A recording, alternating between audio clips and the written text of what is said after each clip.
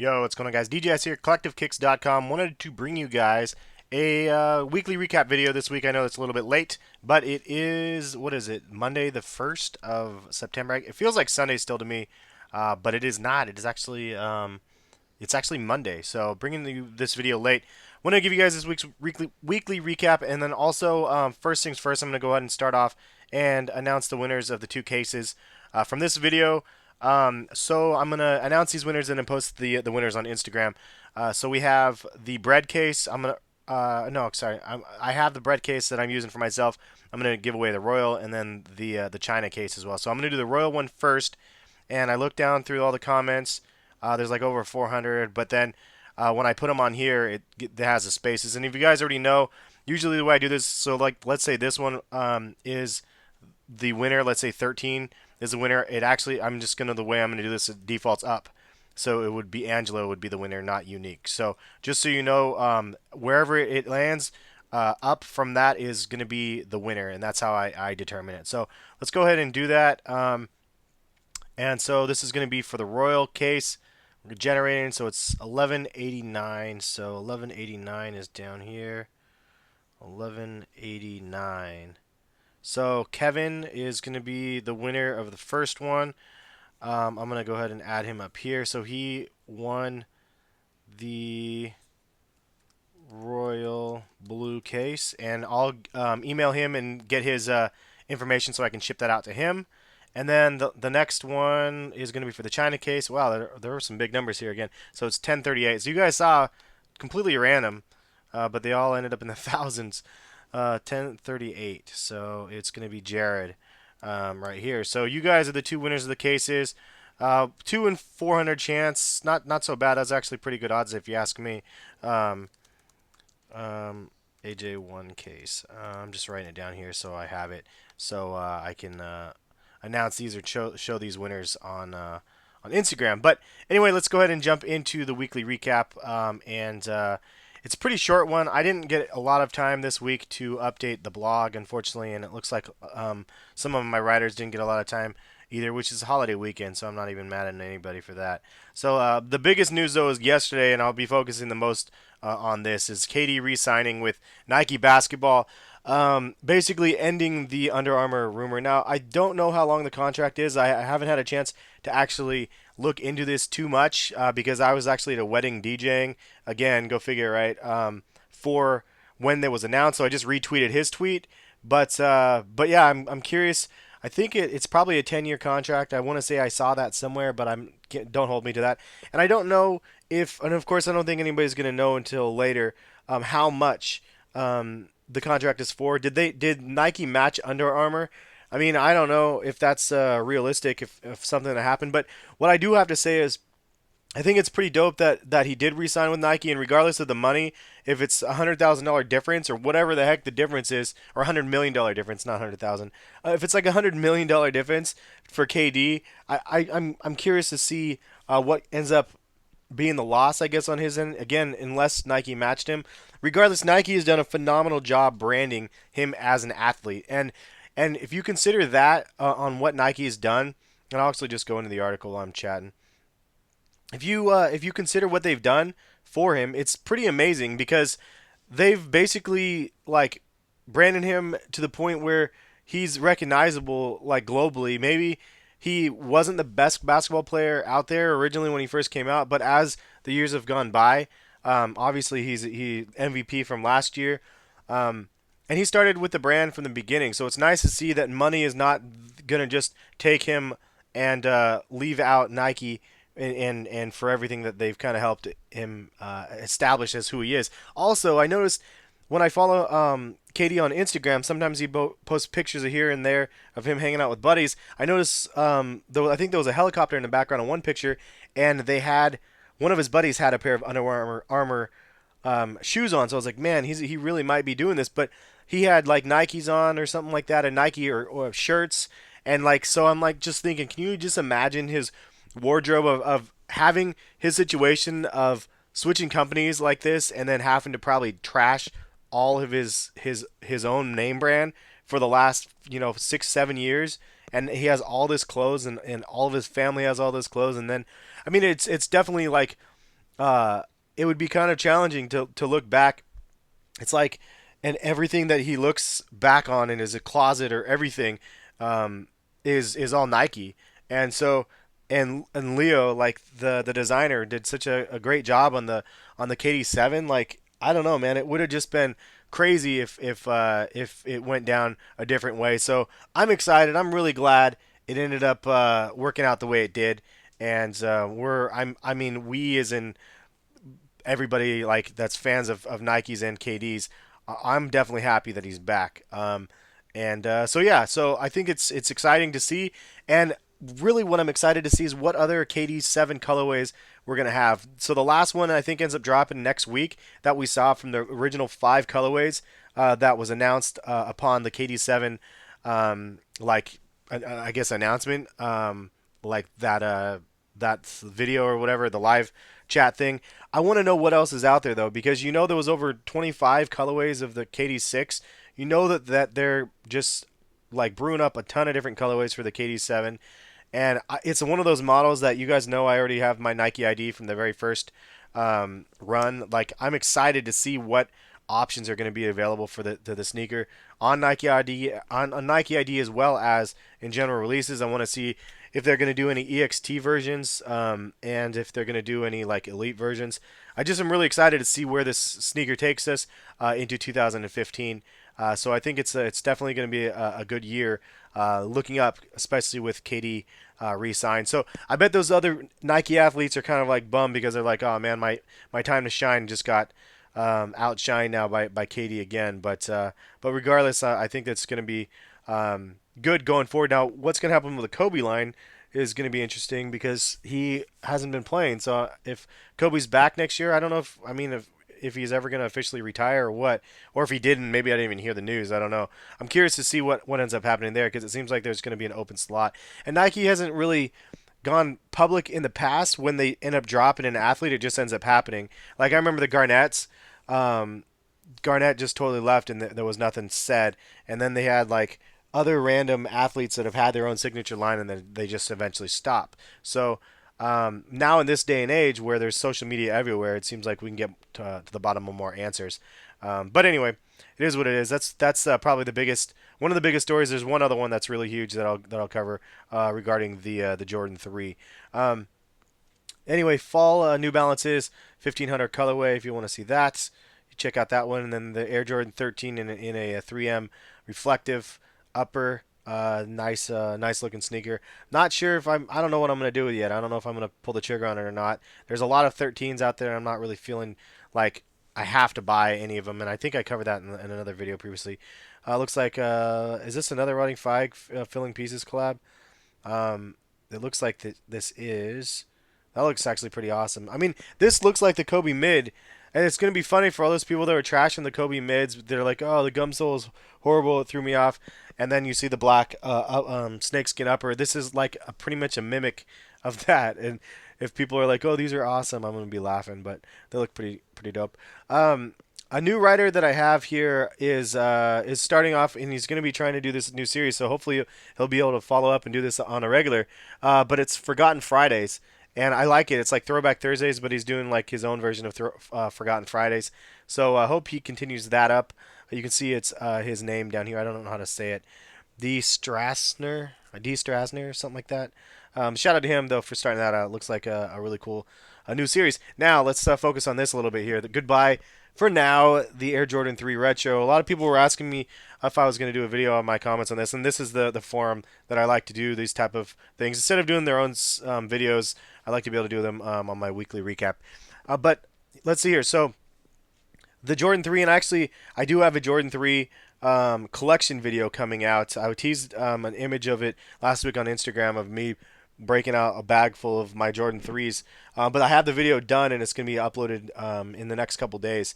But what my thoughts on it? I don't think it's that big of a deal. I think people are like freaking out. Like, I think that it's a smart marketing ploy from Jordan Brand to be like, hey guys, we're not releasing the Jordan 3 anymore.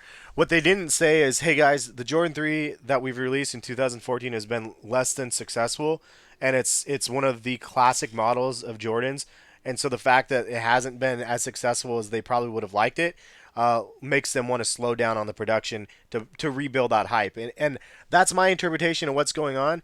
I think that it's fairly valid because you see all of the Jordan 3s that dropped this year, the infrared 23s, the powder blues, the I mean not all of them, but the those two, and then the last one that just dropped was still in stores. The Wolf Grays were in stores still. So like there's like three or four of them that were kind of, I don't want to say they're flops because in my eyes they're still successes just because they have them in stock in Foot Lockers and House of Hoops and Nike stores and everything else does not mean that it's a flop.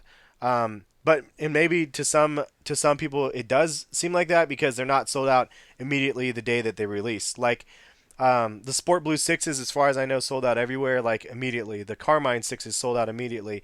They didn't have that type of lasting effect, but the fact that they were able to bring up 3, 4, 5 new colorways of the Jordan 3, some of them not even that popular looking in my eyes, some of them really popular looking, like the powder blues that I thought were amazing.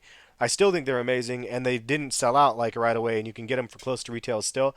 I think that it's interesting to me that they didn't sell it right away, but that also means that they had mass produced a ton of them. And if we knew the numbers of what they produced, then it would be a little bit easier to figure out. Like the Fear 3s or the Fear 5s and the Fear 4s even for that matter, those were a much limited more of a limited run than the general release of, let's say, the powder blue 3s, which ended up being a huge release. I'm guaranteeing probably 250,000 pairs versus I'm just throwing random numbers out here. Don't quote me on any of these, but maybe 50,000 Fear 5s or 100,000 Fear 5s. I have no idea how many Fear 5s. It was probably closer to like 60 or 70,000. Who knows? But it's just way more limited. So the demand is there because not as many people were able to get them in hand. So I don't think it's that big of news that the Jordan 3s are gone. I think it's fine because at the end of the day, there's a lot of other Jordans that they could be retroing. So they don't have to retro 5 times a year when it's the year of the Jordan 7 or this year it's the year of the Jordan 6. They can hold off on doing those.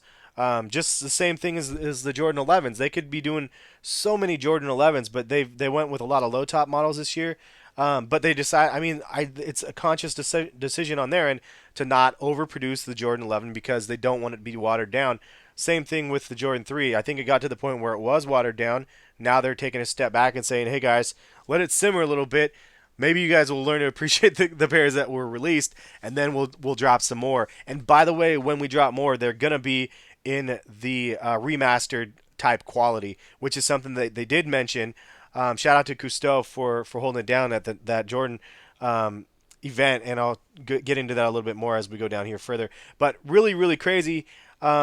That's this whole remastered thing has drawn so much attention to Jordan Brand, but I think it's a good thing, and it's a lot of people are mad about the prices. I'll get to that in a minute. I think that there's down here. I'll jump right into that here in a second for that. Well, we'll get into that right after this one then. So anyway, Jordan 3s, I think it's not that big of a deal. We'll see them back sooner than later. At least it might be 2 years, it might be 5 years, but the Jordan 3s will come back. Do I think it's going to affect the current pricing of the Jordan 3s? To some extent, yes, but that's the way it goes. For those that are into the sneakers for the short-term game, like you buy a pair of shoes, in 6 months you're sick of them and you want to trade them or sell them to get something else and upgrade, or quote-unquote upgrade or whatever. That's the short-term game, in my opinion. I've obviously been in this for the long term.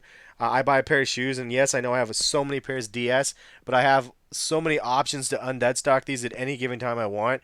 And if I want to undead stock a shoe 6 years later, I have the ability to do that, which I'm proud of. I think that's awesome for me to be able to do that. And it's, I don't know, it's one of those things that's my point being is the ones that just dropped this year in 2014 might not be dope until 2017, and then all of a sudden people are going to be like, dude, those powder blues were so dope. I really regret thrashing my pair or selling my pair.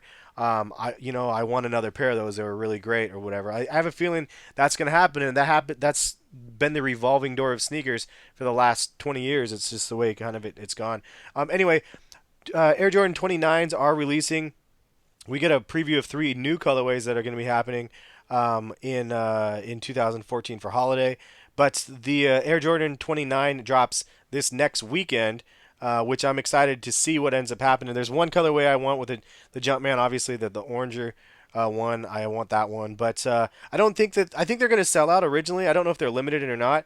I wouldn't hope that they're limited like the 28s, but it seems like they're pretty dope. I have seen them in person a couple months ago, and I thought for sure the materials that they were using would have been a lot thinner than it is. It's actually really thick, and I want to say it's thicker than Flywire even, and or FLYKNIT, and because of that, I'm really impressed with what we're able to see or what they're able to do with the sneaker. Performance wise, it's probably going to be a great shoe as well, obviously, which is the focus. But the best part about it is there's a lot of positivity towards the new Jordan sneakers now. And if you think back 3 years ago, anything after the Jordan 23 was disregarded. It was called the Jordan 2010 or Jordan 2011, and people didn't like that. They didn't sell. I remember seeing them in outlets for $40, like for the 2011s, which I still regret not picking them up, to be honest, because there was a whole bunch of different cool colorways. But anyway, I think that it's great that we're starting to see some more positivity towards the new technology of the Jordans. I know we saw some of the 28s at outlets as well. Excuse me, I'm fumbling my words here, but regardless, I think that it's a good direction that we're going in. Now for the remastered preview stuff, man. So Kusto gave us a huge look at all of these, and I'll click into here and take a look. A huge look at all these remastered Jordans, and I have to say that I have seen a lot of these in person already. And like I saw these in person, they look amazing. The leather quality looks amazing. Amazing. The craftsmanship obviously looks amazing. This one is the one that I didn't see yet, and it looks insane. That gray leather is like I have an ottoman in my living room that's kind of that leather color, just amazing looking. Very very cool. Lady Liberty or something like that. I think those are called. Then we have the Chicago's with the 45s on them. Again, another one that I really want. Just all in all, I'm really excited to see what ends up happening with all this. And this is Cousteau and also Russ. If you don't know who Russ is, I have them linked down in the bottom. But you see that they're working on a remastered 5 silhouette that looks amazing too. I really really want to see more of this remastered stuff. You can see my write-up. I did a lot of stuff on this. Is my personal thoughts on it. But these are the two guys right down here. If you guys want to hit up the sources and thank them for their awesome stuff. But I think that the remastered series is definitely something that's badass. The price point is high, and I know people were complaining a lot about the price point jumping $20 here and there or whatever. But the way I look at it is like this: like you're paying for what you're getting. Like if you're getting more quality, I think that's a good thing. Now some people are still pissed because they're saying, well, for at 170, I should be able to get that same type of quality, and I would agree. I think that it's fair to say that, but also you have to kind of look at the big picture for some of this stuff. And it's a large corporation. It's not driven by this person that decides on what you get as the product necessarily, because those people that deliver, let's say the 2013 or 14 retros that had subpar quality, they have a price point that they have to be able to make the sneaker in, if they don't make it within that price point, it becomes out of range for the profit margin that they need to have in order to be able to create the shoe. And I know in some cases there's sneakers that I've heard that have not made it to production because it's just too expensive to produce. But I know you guys are like, well, this doesn't make any sense. But you got to realize the production numbers of some of these things as well.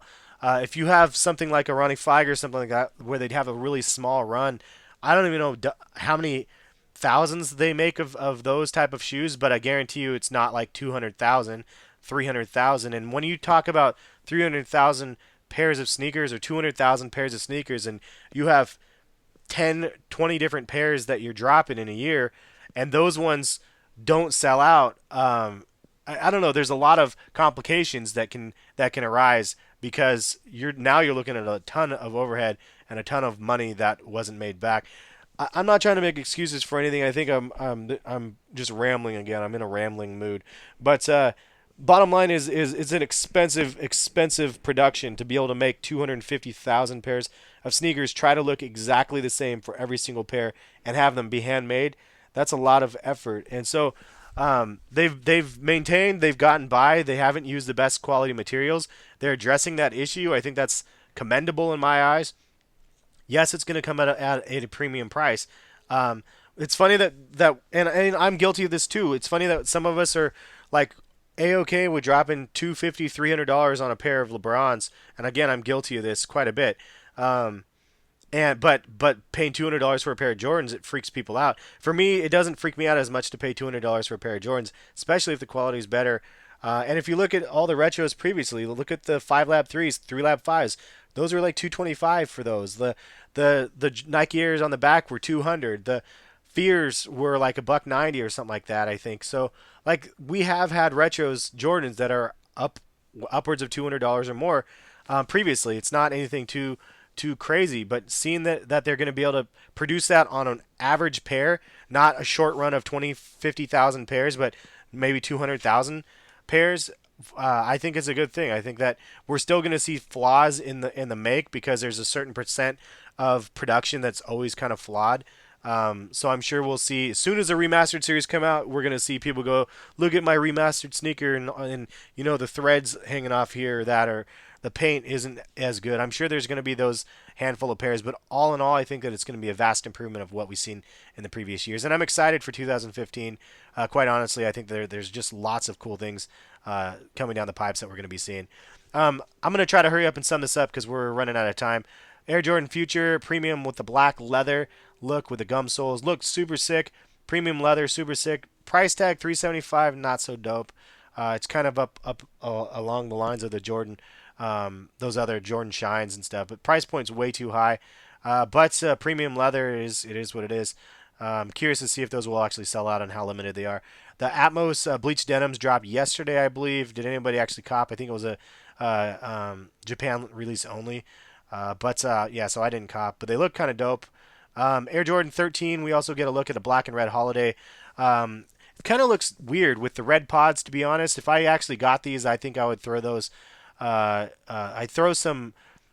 think I would throw some black paint over those and murder it out and just make it all black. And that's just my opinion because it just with the way the pods are, it looks like a dinosaur foot almost to me. But anyway, still pretty cool though, and it's nice to see. And it looks like that black tumbled leather on the upper looks pretty badass. Sneaker Throwback Thursday, all black everything. I did for the foam posits. If you guys want to see that, it was in lieu of the triple blacks that came out, which, just a teaser for you guys, I do have a pair coming, so expect an unboxing and a full review pretty soon next week, hopefully, if not the week after. Throwback Thursday from Kicks Reason, also Reebok Breakaway. And then Nike FLYKNIT ROSHE runs actually dropped last Friday as well. Did you guys cop? I wanted to cop those from the employee store. I went through the employee store last weekend. They didn't have hardly anything there though, man. I was really bummed. They didn't have those. They didn't have the Kobe Chinas or LeBron Chinas. They didn't have the Cali Dunks. Those were black badge only. It was kind of a bummer. But anyway, Jordan CP3 8 first looks. And also you can see the HUARACHE Low City Pack. Some leak images of those. You see it says Paris across the bottom there. And I'm going to go ahead and scroll down and see what this is. Oh, yeah, the last thing. Encyclopedia of Jordan Sneakers Kickstarter. This thing is awesome. I'm going to try to do this myself and actually join the Kickstarter because it looks amazing. The encyclopedia looks super badass. And big shout out to Jumpman Bosick because he provided a ton of the images inside of this really cool book. So there's just a huge amount of awesome high-res pictures. Just a really cool book and definitely something that I could have like, you know, as a like a coffee table piece or whatever for my house. Very, very cool. I believe it's like for a hardback, it's like $60 or $75 for the Kickstarter to donate to it. So I'm gonna try to do that this week. I just forgot to do it last week, but here's some images of it. Anyway, that's it for this week's weekly recap. I know it's a long one. I kind of am long-winded today. It is what it is. It's my day. It's my day. I can do this, right? And then next week we have, and this page is all screwed up. I don't know what's wrong with this, man. I don't know why my guy can't fix this to make it look right. It's frustrating as hell. Because I updated all this stuff and none of it's updated, man. Anyway, so we have a lot of releases next week. Obviously, the Air Jordan 29, as well as the Ferrari Red 14, which is one that I'm anticipating. I'm waiting on. I can't wait to get those ones. Hopefully, I'll be able to get the Ferrari Red 14s with no hassle. And I heard the quality is mediocre comparison to the $200 price tag, but I want to be able to be the judge in person and see them for myself. But thank you guys for watching. If you guys listened to the entire video, give yourself a pat on the back and a thumbs up. to you. If I could give you a thumbs up, I would. If you want to give the video a thumbs up, you can. It doesn't really matter. I don't usually ask for those too much. But thank you guys for watching, listening. We will catch you guys for another video tomorrow. Got a lot of videos already planned for next week, so stay tuned for more. Hopefully some daily doubles next week as well. Peace. Later, guys.